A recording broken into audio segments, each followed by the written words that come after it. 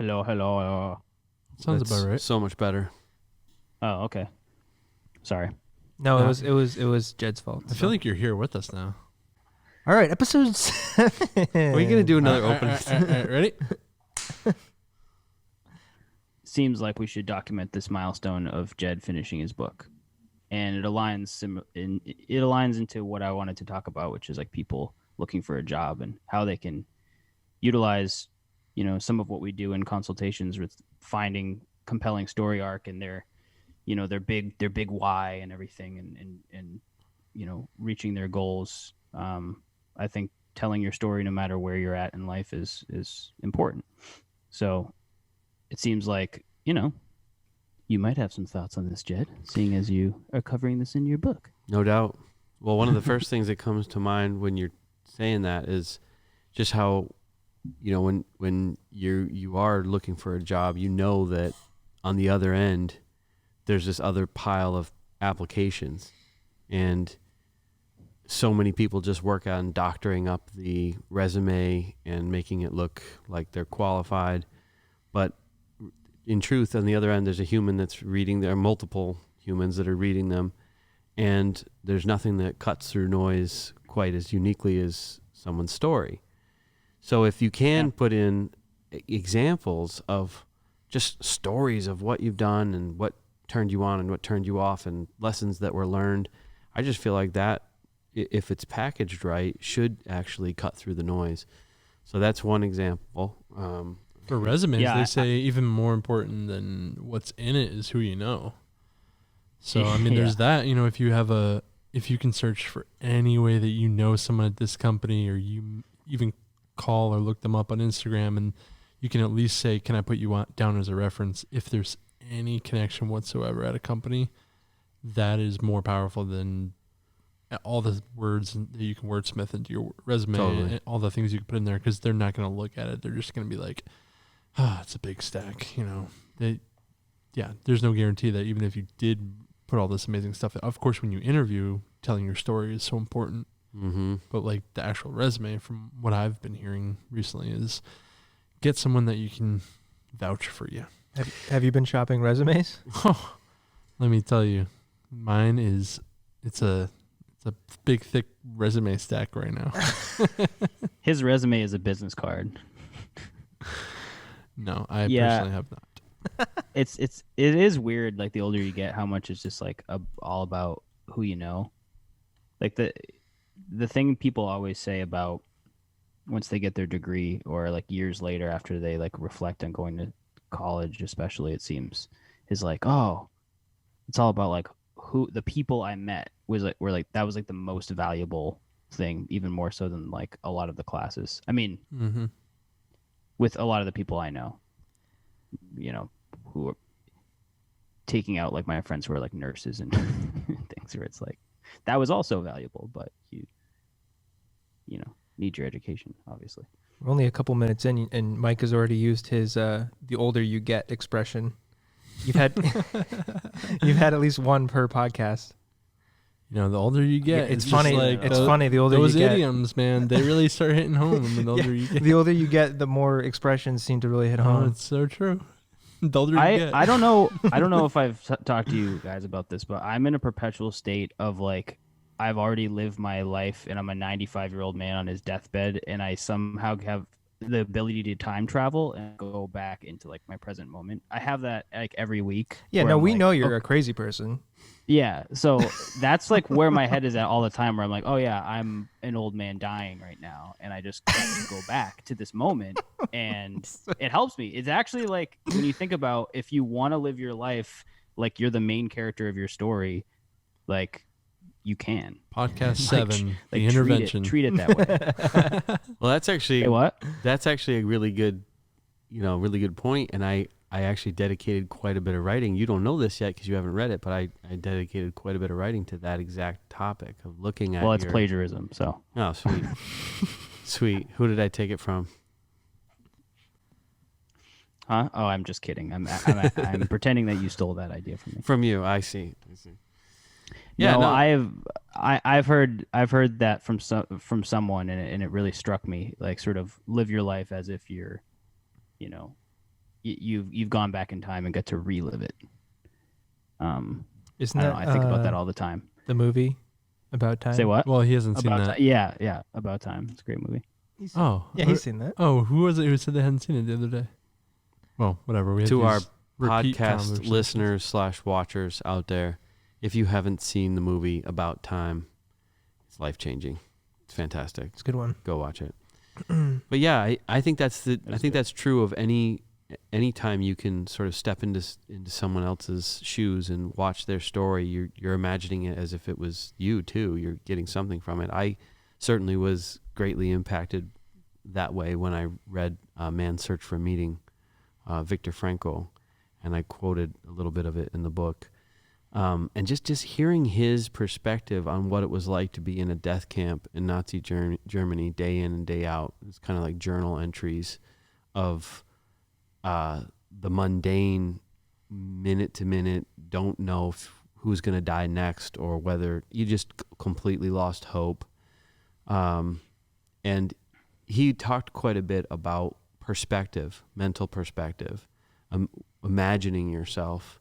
And when he had a breakthrough, it was from this exact same thing that you're talking about, Mike. It was one particular day when he was trudging along in a group of being driven by soldiers, group of camp inmates, and they were starving, and they had they had sores all over their feet, and it was freezing outside, and he particularly couldn't make his shoes work right because they were buckling in on him and just tearing his feet apart.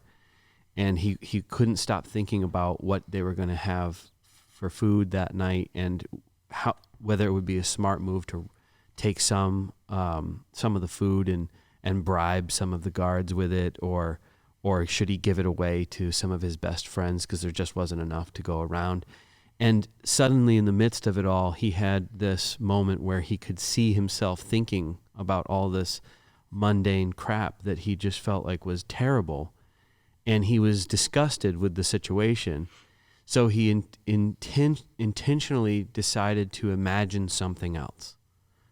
And what popped into his mind was him in an auditorium, and the auditorium was warm, and the seats were upholstered, and everyone was comfortable. And he was standing on stage, and he was lecturing about psychology, and particularly the psychology that he learned from his experience in this death camp. And it was so transformative in that moment that he came back to life, and just imagined from then forward that he was in this giant science experiment, and he could suddenly look at everything objectively and not just looking at it like whether he's going to die or not, or whether it suddenly had meaning. And that was his point. One of his major points in the book is our own mental state, the stories that we are writing, imagining, telling about to ourselves first and then to the world is completely up to us. It's no one can control that, right? So he went on to create logotherapy, which is a major breakthrough in modern psychology, and it's the basically it basically talks about the fact that you have control over your own mind, no matter the circumstance, and it was pretty spectacular. So for people who don't know what your book is, maybe we could talk about that. Say that there's someone, not only looking for a job, like we were just discussing, maybe they're in a job, maybe they're not feeling fulfilled, maybe they're the CEO, like who knows how many people what you have, like maybe you could even say that, like who is this book for? Like, is it for everyone? Is it for a specific person? And also, how did you come about even, why did you write this to begin with? So it was about a year ago that I started getting this thought, this feeling inside that was like really getting stirred by the idea that story is such a part of us, and that it's so close to us and such a definer of reality, that we kind of grow up and go through our life not even knowing how important it is to us, because it's like breathing. It's just always there. It's just always part of our mind. So I got fascinated with the idea that if story is that important, are there things that we can do to lean into it, to harness it, to ride it, to leverage it in changing our life or bettering our life? And I knew that I would want to have read a book like this as an entrepreneur, as a young man, as a young entrepreneur, because there's just so many things, so many times when I needed hope. And I started thinking about the stories that I heard directly from other people, like Charbel when he was on the podcast, and he's in the book too. And it just kind of started to unlock this idea that, story is an accelerator. Story either accelerates you toward a better place or a worse place. It depends on the story. If you believe something incorrect about yourself or about others, and you tell that story, you will be accelerated toward a negative direction. If you believe positive, good, wonderful things, and you lean into that and you tell that story, you will actually accelerate in that direction. You attract more of those same types of people, and this book deep dives into a framework that I wrote called Story Acceleration, and it's the subline to the book is the 7 steps of story acceleration, and the title's Momentum. And right now the working title is Momentum. When I originally thought of the title Momentum, I was like, oh, that's cool. I think I could like that title. And I think I did a quick Amazon search, and I was like, I don't see really much there. I was on my phone. And then just recently I researched it, and there's like dozens of books called Momentum, and then like some subline. 7 habits of story acceleration. So now I'm cooled off to that title, and so I don't know. Maybe by the time you watch this podcast, it will be, or listen to this podcast, it'll be titled something else. But the manuscript, the first draft, is written, just finished this morning, and it really is about gaining momentum. It really is about harnessing story, and it's not very tactical, practical. It's not. Hey, wake up in the morning, do this morning routine, and then do this, and then it's not like that. It's much more a matter of high level principles of cause and effect, and how we can, what we need to do to lean into them. So, for example, in this version of storytelling, there's, you start with something that you're trying to achieve, whether it's in the short term or the long term. So step 1 is you're thinking of an achievement. If you want to achieve something, you inevitably have to take action to get there, to go after it. So action is step 2. The more action you take, the more story you're writing. Action will inevitably lead to conflict. Conflict is a huge part of any good story. There's no real meat to the story. There's no point to it really, other if there's no you didn't overcome something, right? Conflict, in order to overcome conflict, to overcome conflict, you need character. And I do a little play on words, double meaning of the word character and characters in a story. Characters have character.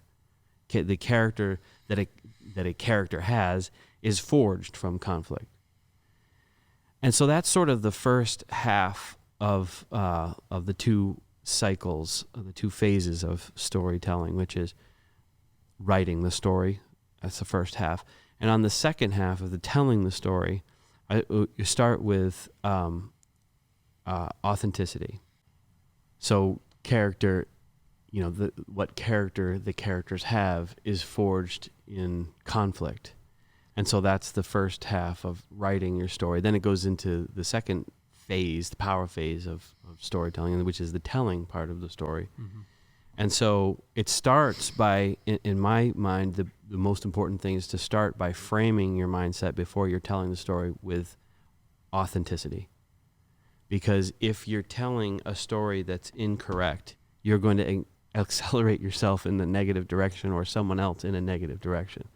So you start by framing with authenticity, and then you reflect and you think back on the story, and you find the why, the moral to the story. Now that could change over time with more data, so you hold on to it loosely, but you still have to go finish your way around this story flywheel, as I call it, and start again and take this lesson learned and go back into it. So the final 2 steps, step 6, finding the why, the moral, and then step 7 is advancing. And in this framework, advance means you figure out who should hear this story, how should it be told, should it be written, should it be a video, should it just be verbal from me to you or from me to the world, when should it be told, and what style. Are you saying even told? some stories are don't like the narratives we tell ourselves in our mind, though? Is that part of it? Or? Sometimes the who is just us. That you're saying, I'm going to tell this story only to myself. I don't have enough data to tell this to the world. I'm going to tell it to myself. I'm going to say, this is what I believe from yesterday. I'm still gathering data, but the story of yesterday went like this, this, and this. And so right now I'm believing this, and I'm going to hold on to it loosely and add more data. And eventually, when I feel more concrete with that, I think I could leverage this and tell the world this story. So there's a constant, re-questioning, but you really can't take steps forward without some type of hypothesis. And, check it off of that. Look at it through that lens and check it off of that. So this framework is all about doing that, both on a short time horizon and a longer time horizon. It could be, I think a really great cycle is the daily cycle. Ben Franklin famously woke up in the morning and would say, what good shall I do today? And then he would lay in bed at night and say, what good did I do today? And that's a really important example of the power cycle of storytelling. He's planning the story and then reflecting on what the story really was. I feel like today, or currently going on, there's a lot of people that are not doing their own writing and doing their own storytelling. I think getting it handed to them and then jumping on at the telling part of it is what I'm seeing a lot of. And they're just telling a story and telling a narrative with no reflection and no personal experience. Like take, for instance, Facebook sharing articles or things that feed into what they want to be the truth, but they're not taking a deeper look at it. They're not, they themselves going out and experiencing it, talking to people, finding out if that's the truth. I could even see it applying to that. Like, how do we share responsibly? How do we make sure the stories that we're perpetuating are, not just something that are biased, that are just confirming our biases, whatever that bias is. I think we just need to make sure we're doing that full loop. Well, yeah, often it's not our story to tell, and so we have to say that. Okay, so it's not my story to tell, but my understanding is from this, and then so disclaimers, right? Even that's helpful. How would you? Most people, I think, want a good story more than they want the truth.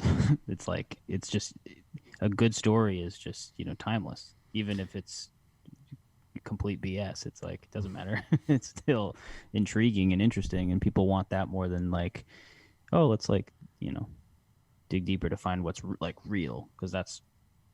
It might be more boring. It might be less exciting.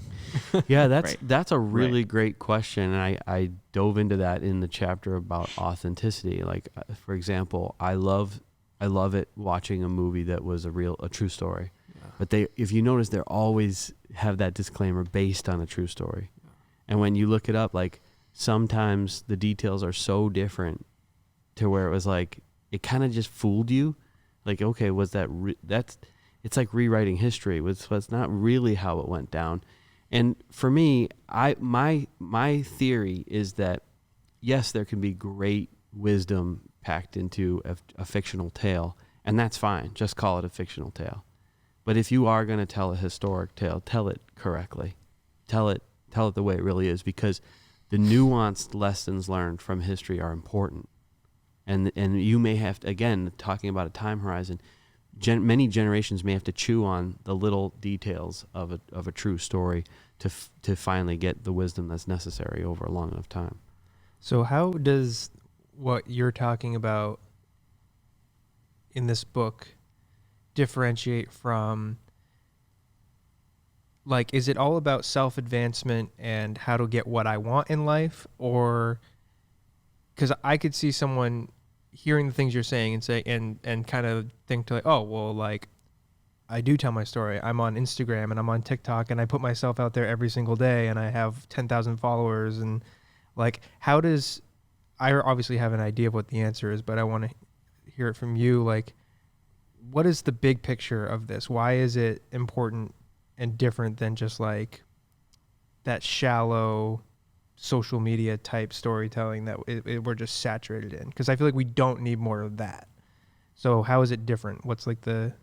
This book is not for influencers.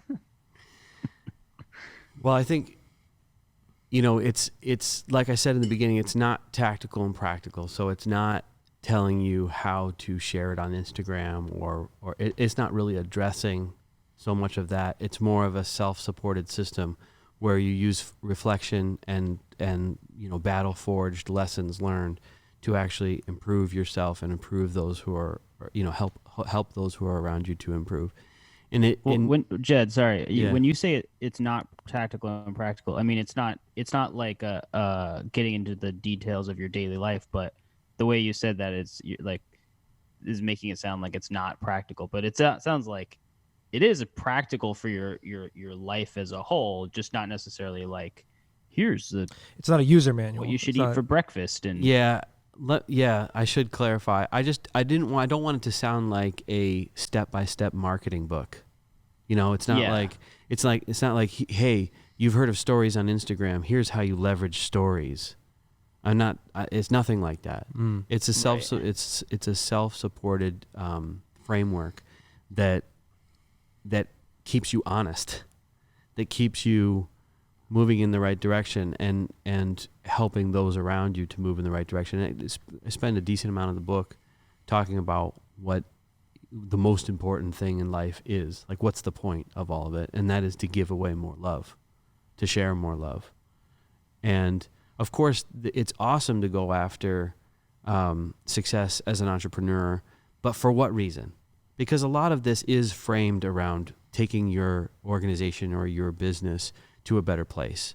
You know, it is written for an entrepreneur who wants to, who was me, who was someone who was in really, really deep doo-doo, didn't know how to get out of it, and, you know, had to just kind of put one foot in front of the other and learn. And that's what this process, if I had this process, I would have accelerated much quicker. Leaning into this process, I can see that the maturity and the wisdom and the advancement that I have had from then till now is because of some form of this. And I think if I had leaned into it, I would have grown stronger, faster. And I think that's the point. And that's like why I said it. It does kind of read like a self-help book, but I believe that anything that we want, or anything that is good and worth going after in life, it does start with us. It does start with the principle, being principally minded and taking ownership over your life. So I think that's what you hit on what I was driving at with my question, which is there is a bigger picture story here that's outside of the self, right? It's not like this egocentric, how do I get what I want type thing. It's actually, it's kind of like what we were talking about in episode 5, where what we finally landed on was how to do meaningful work. Meaningful work is work that brings good and lifts up others, right? That's right. It's outwardly focused, not inwardly focused. And so is it fair to say that that's kind of the same underlying theme of this, is like how to tell your story to, yes, advance yourself, but advance yourself so that you can help others? Yeah, that's right. The point of advancing is not, I mean, we get to enjoy the good along the way. That's great. There's nothing wrong with having pleasures and, you know, achieving some different types of success and like celebrating that. There's a lot in the book about celebrating and how about programs our mind that we need to celebrate, right? We need to celebrate when we get to you know, when when we've come out the other end of a specific story, we need to celebrate that and allow it to affect our mind. But the why, the bigger why, the importance of all that is because, it's not just us. It's not just we're a social being, and we have great influence, way more than people think, on all of those around us. And we are literally taking people down or building them up. And this is all about a framework that helps the world become better. Mm-hmm. Yeah, because there's different ways to live your life. There's a way where you don't help yourself and you don't help anyone else. There's a way where you only help yourself, but you don't really help others. There's a way where you help yourself at the expense of others, which is like kind of the most evil way of living life. But I think most sane, rational, moral people would agree that the best possible way to live a life is a way that not only helps yourself, but in doing so helps others, right? And I feel like that's what we were kind of landing on when we were talking about passion and calling and meaningful work. It's kind of where we arrived at, was like, that is the highest calling, is you find the thing that you're good at, that you love, that helps other people. That's right. And it sounds like that's kind of what you're going at with the power of storytelling in your own life, is using storytelling to kind of get to that place.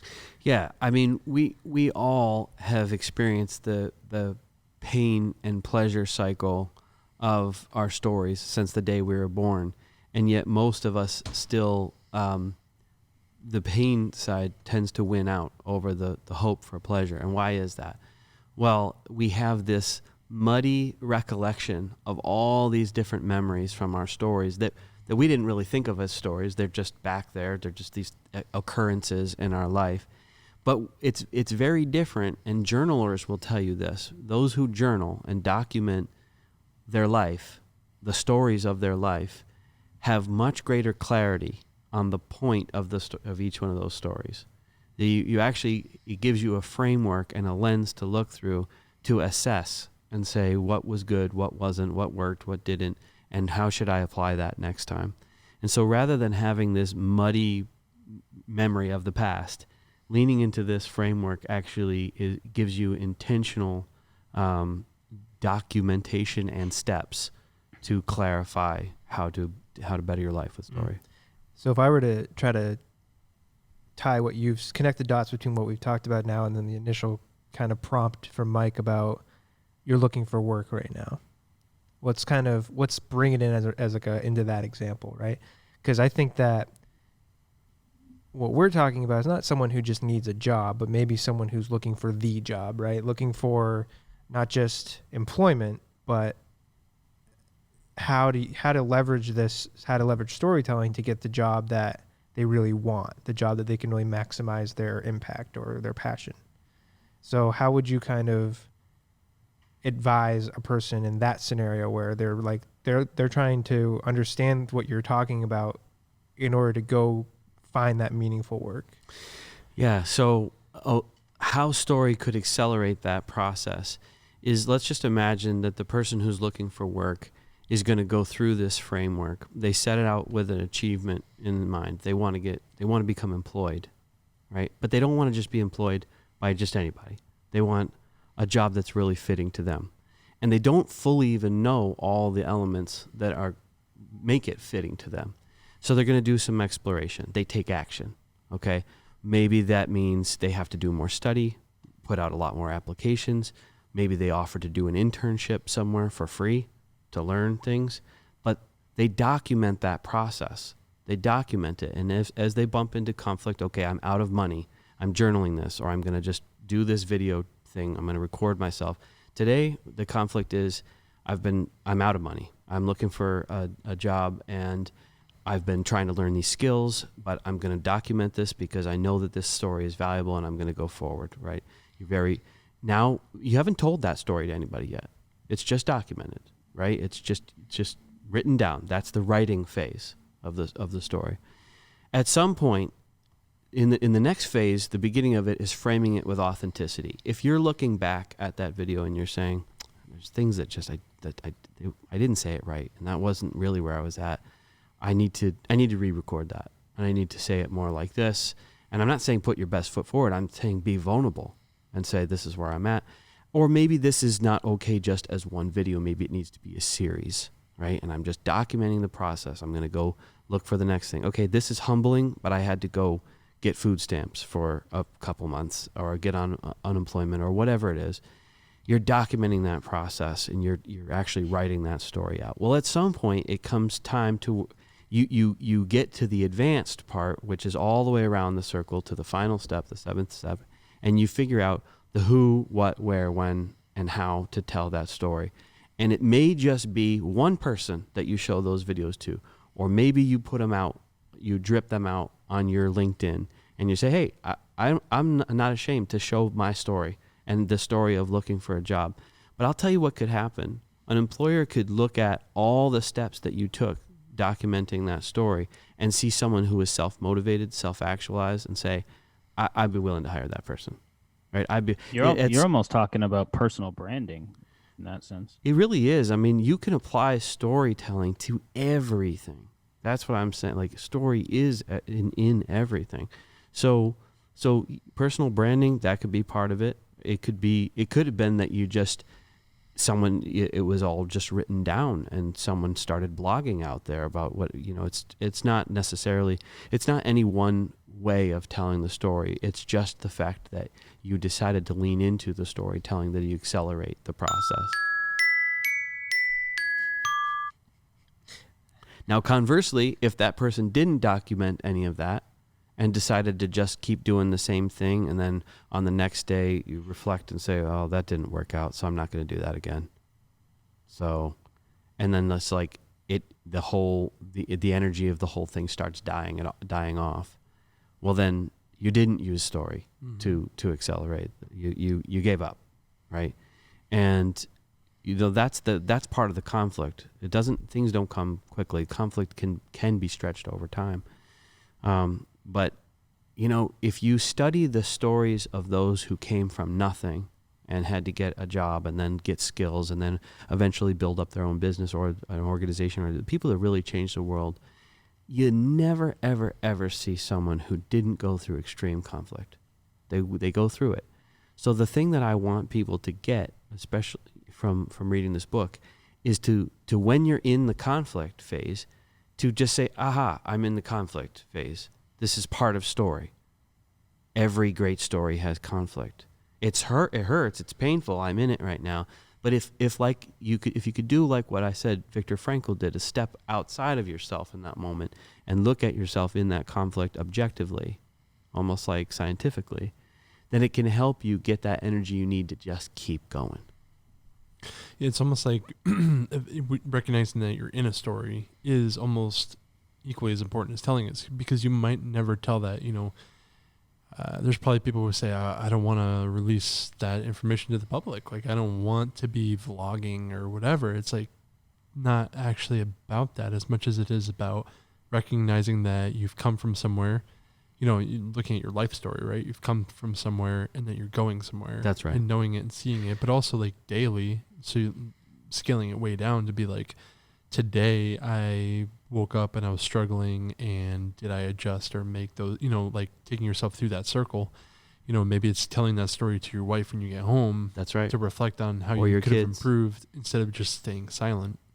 When I think about story as part of who we are, it's the thing that we are already doing when we call each other and say, what's going on? Or saying, what's up? How are you feeling? Like, I see that you were down. Why is that? And we're checking in on each other's stories. But I think when you say it, people might think, oh, that means I need to start a YouTube channel.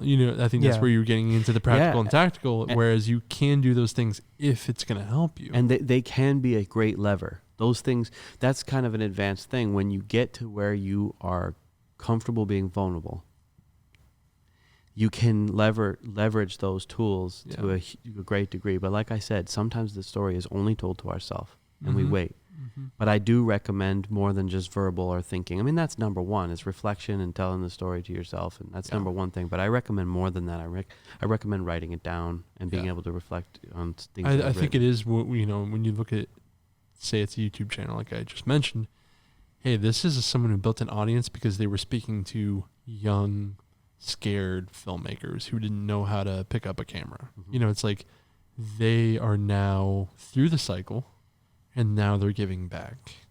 And I feel like that doesn't have to be step one. Like you said, it's the advanced, step down the road where you're actually building an audience because you're giving back your story. You've learned it. And now you're going to say, I'm going to go help other people. And you know what that does?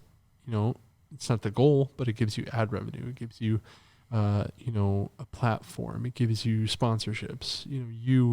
If you're a CEO of a company and you're giving back and you're telling your story of how your company's helping, you're actually going to accelerate your company. That's to right. be way better than just saying like, oh, we created this company to tell the story because we're so great.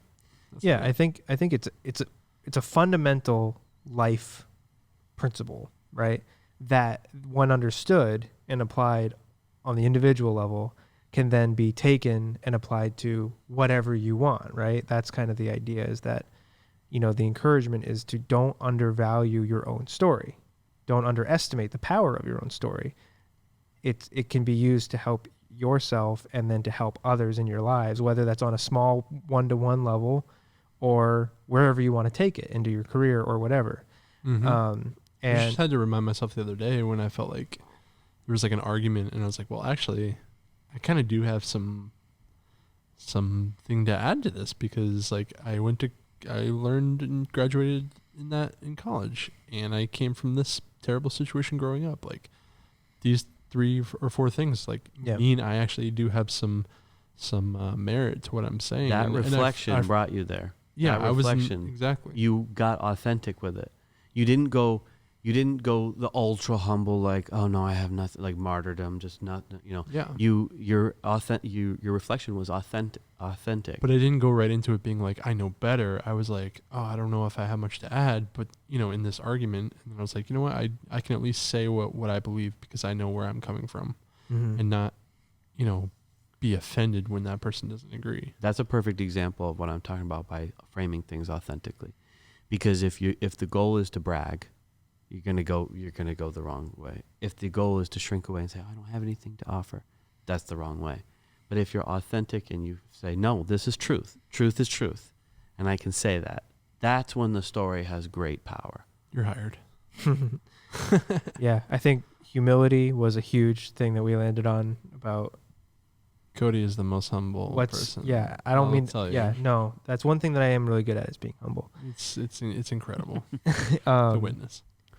Humility is so key to connection and growth and change. Like that, I don't know if you guys listened to the one 2 weeks ago, but that was kind of where we landed. Was that's like a key missing ingredient. You just want to roll that podcast?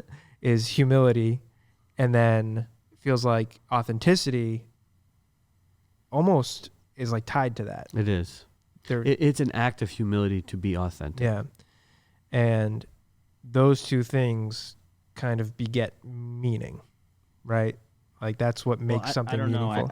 I think sometimes people can be authentic and not necessarily be humble though, because they might actually just be they're okay with being authentically themselves, they suck.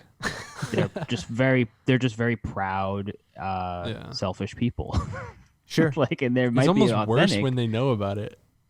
Huh? It's worse when they know about it and they're just like, yeah, I am who I am. Yeah, so you could be. Yeah, like sometimes I think about this because there's so much of and I feel like, again, we've probably talked about this before in a different podcast episode, but that buzzword of authenticity is I feel like there needs to be other balances with it. Like humility is important. Yeah, right? so I think you can be authentic without being humble, but you really can't be humble without being authentic. Does that make sense? Yes.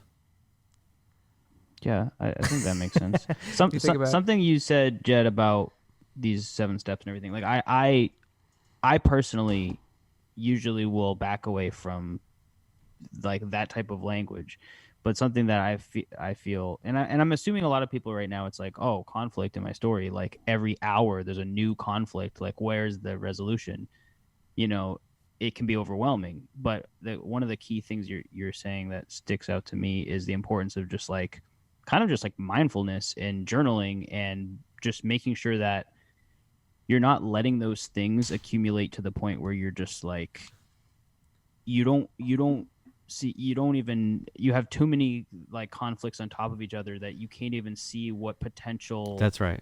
moral, but potential resolution could have come out of them, because you're not even keeping track anymore, because you're just in complete like keep my head above water survival mode, which I feel like is where a lot of people are at. It was where I've been at this most of this year. It's just like mentally like, oh, I really need to get, you know, organized in my in just my own like self-reflection daily, and sometimes more than once daily, and be intentional about that, because otherwise I think, I don't know, I think a lot of people, they have plenty of conflict and they're not being intentional about trying to figure out what they That's learned, right. because they assume that every bad thing that's happened to them, there's nothing positive that could ever come out of it. Well, there's nothing to figure out. That's the other thing that we kind of march on from the conflict, and you can think of the reflection and the finding the moral as processing the conflict. If you didn't process the conflict, it's just stuck there like some thorn in your side, and it's just agitating you, and you don't even know what's agitating you for a long time. You didn't learn and grow from it. So Right. that's what you're talking about with mindfulness. That's exactly what I'm saying. Like, if we're not intentional about that, you don't move on. That's what I'm talking about having a million muddy memories of things that happen, occurrences that happen to you in your life, and you don't know whether they were good or right or what could be done differently. You didn't process them, right? And that's actually the act of counseling. When you go to counseling, they're helping you process through all of that, right? So this is a shorter cycle of that, of processing what is conflict in your life. And that's the story. Then you can tell it because it's been processed. That's really interesting, because I think the mark of a person who hasn't done that, who hasn't worked through that process, is an embittered person. So like a person who is unwilling to recognize their own shortcomings, or they're constantly looking back and blaming things, or they have 1,000 excuses for why it didn't work out the way they wanted it to, or why they didn't get to where they thought they were going to get to. They're just an embittered person. That's right. It's never their fault. It's always somebody else's fault. And I think we all probably can think of people who are like that.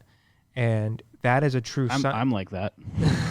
Well, that's a true sign, I think, of someone who hasn't taken the time to wrestle with that period of reflection on things.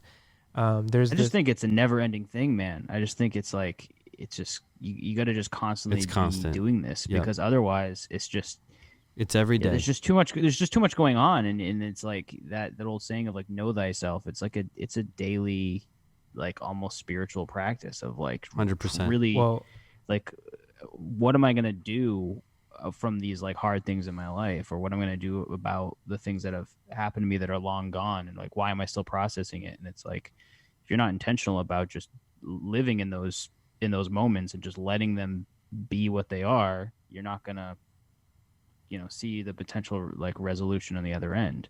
And maybe I don't know. I tend to think sometimes there might not be, like, don't fight for the resolution. Like sometimes it might not be super clear. It might be years before you're like, oh, I've actually built up this character trait because of this like traumatic experience. It's not like, oh, everything happens for a reason. That bad thing happened, so I could have this amazing thing. But it's like, thank God I do have that character trait now, and it's not being thankful for the trauma. It's being thankful that, something positive could come out of that. And I think we jump ahead and we want the resolution, the goods too quickly, and we want the resolution too quickly sometimes.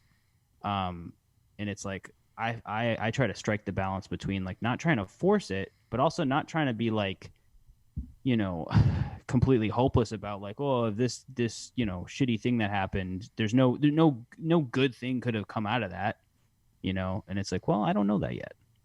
I don't really know that. I'm not outside of my life completely. I haven't actually lived all of it yet. Right. That's exactly right. That's why I was just being open to the possibility of like, hey, there could be some like character growth from this. That's right. Let it exist. That's the openness to getting new data the next time around the story flywheel. So when I'm talking about acceleration, I'm picturing this flywheel that accelerates every time it goes around with every revolution. around it. And that's why in the graphic it's pictured as a circle and you coming around. So you're never supposed to process that conflict, come out, and then do nothing with it. You're supposed to apply it the next time you bump into that conflict again. So, and that's what gives you more data, because you made a hypothesis, you come into that type of conflict again, you apply something that you believe you learned from the last time you reflected on it, and it either accelerates you in the right direction or it didn't work. And then it gives you new data and say, nope, okay, we're trying it again. We're trying a new angle, And eventually you find grooves, you find paths, you find pathways that work, and you do accelerate. The whole thing does accelerate. And like Mike said, some stuff takes way longer. That's right. Sometimes, I've had times where it was nice to have a whole weekend and not do anything but reflect on some stuff and to think about some stuff. And those just can feel uncomfortable, but it's nice to actually work on stuff that you want to work on or process. And we did definitely live in a culture where everything feels better when it's quicker and shorter and, I got the answer right away and now I know what to do. But that's not also how you get strong. That's not how you get prosperous. All the things that people want in their life to be strong and prosperous and have a great family and all these different things, right? Those just don't happen very quickly. Those are the slow burn things that you get to because you're continually trying to improve and you're trying to live a little bit of a sacrificial life and build your family up or build the people up around you or be in a community of friends that you care about them or whatever it is that you do. It's not like, oh, I just met this person, now we're best friends. Like there had to be work. There had to be, hey man, I noticed you were down. Like, let's figure out why. Have you seen Step Brothers? Oh, wow. Yeah. You just disproved me in one question. One movie. Wait a minute. They weren't friends. They hated each other. Yeah, it took a whole movie to become best friends. What the heck? But yeah. No, that's exactly right. Patience is something that's lost. I shouldn't say lost. It's just so much less appreciated now. But the great things in life take a long time. They take a lot of patience. I totally agree with that. I felt that way when I was writing the book over months. I'm like, someone told me about I read, I think it was Jerry Jenkins saying the marathon of the middle. It's like no one writes a book and then gets into the middle and doesn't say, why did I do this? Like it's hard and it probably shows in the lack of, whatever flowery writing that's just enlightened in the middle. It's more at one like point just hammering through it. There's just like 12 blank pages. Yeah. It's like, well, got past that. We'll take care of that in the editing. All work and no play makes Jed a dull boy. All work and no play makes Jed a dull boy. But it is true. It takes Yeah, time. I'm writing this great book, guys. It's just accelerate. 12 pages. And every time you come in here and interrupt me, I have to start over. Come on, we're going to do the podcast. Yeah, you said something earlier, Jono, that I liked. You were talking about like when we say, hey, what's up? How you doing? To each other. And so the normal pat response is good. And you just leave it at that, right? So someone who's been in a time of reflection and willing to be vulnerable can just say a one-liner of what's going on with them right in that moment. That is actually an opportunity to accelerate in that moment. Yeah. Because if you were to say what it was you were processing in that moment to that other person, they might have a nugget of wisdom, or they may know someone who could help you. Or, I'm looking for, this yesterday I was looking for, this is just a stupid example, but my pipes burst and I was like on YouTube trying to figure out how to, and someone says, oh, I already learned that. I'll come help you with that. Or something. Your story can accelerate from, it wouldn't have if you hadn't have spoke up in that moment. So that's just a little example. And then if you multiply that out, it's the same, crystallize on a small level as it is on a larger scale. Yeah, and I think remembering that the first thing you said is that story can be used for good or for bad. Yeah. And I think like a lot of people tell complaining. Well, yeah, Don't exactly. forget about A lot of people tell the same story over and over and over again. They never learn from it. So it's like, it's the same story. The blaming and complaining is often the first thing you see someone post or say, you know, and it's like, man, like we are, you know, it's like the opposite of being grateful for everything we have, you know, and being grateful for the opportunity we have, the country we're in, freedoms we have, all the things that are going on that we can actually be thankful for. We can be thankful for those things and then change our situation. And sometimes, oh my God, you full don't circle feel Thanksgiving week. Yeah, Thanksgiving. I mean, I don't know if, I'm assuming it's past now, but You're probably listening to this after Thanksgiving, but it is Thanksgiving week for us. unless I edit this tomorrow. ooh, Get it out there. so meta. It's really true, though. There is so much to be thankful for. And that is a really key thing to sort of give yourself positive energy toward going after what you're, you know, because we can start to feel negative. With enough conflict, you can start to feel jaded. You almost have to force yourself to think of the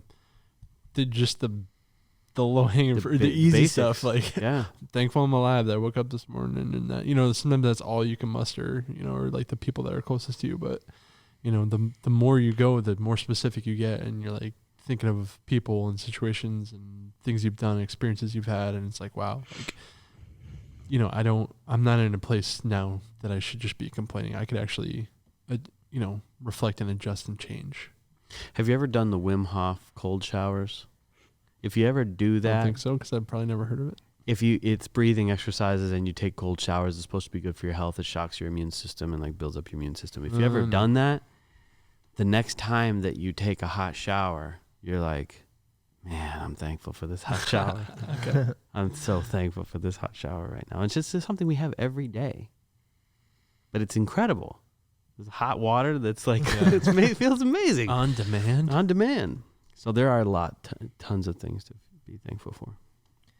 Well, let's wrap this one up. It's been an hour. Yeah, I think we've been really diligent about the hour, and it's not. It's good. Really You're welcome. Like, listeners. why? Well, We were going to do 2 hours every episode, but now... Well, we never really talked about it. It just Only an ended up being hour. like, all right, certain it's an hour. people's It's like- wives, if they've even made it this far into this one, you know who you are. Linnell. yeah. Oh, Oh, we all love of our you. We wives. love you. Bethany. The five listeners, we love you so much. thank you. Our diligent The true followers, crew. our real fans. Yeah. All right, so who wants to bring us home with some sort of a Jed. So put a bow on this one? So I'll just say that the book is not on the shelves yet. By the time at least at the airing of this podcast, it's not, but it should be by early 2021. And there's some pretty cool application steps at the end of every single chapter. One of them actually was I'm calling the complain game. You were just talking about complaining, and you find someone else and you catch each other if you say any type of complaint, and whoever has the most tallies, Whoever complains more, or something. Whoever has the most complaints at the end of the that sounds at the end of the that week. sounds stupid. I don't want to do it. One Wait, for you. you win with more, right? No, Is that what you you're win with less. Oh, Yeah, you win with less. Oh, but it's golf scoring. But it's golf scoring. Whoever did get more has to buy the other a drink or dinner or something like that. But it's a good accountability kind of thing to sort of reshape your language, what you say. So, anyways, there's application steps like that at the end of these different chapters, and they're really helpful. So, really looking forward to getting everybody's feedback on that book. And with that, have a happy thing. Oh, Ew. hope you had a Thanksgiving that was happy. Have a happy New Year. Oh yeah, Merry Christmas, everyone. ciao, everybody. See you later.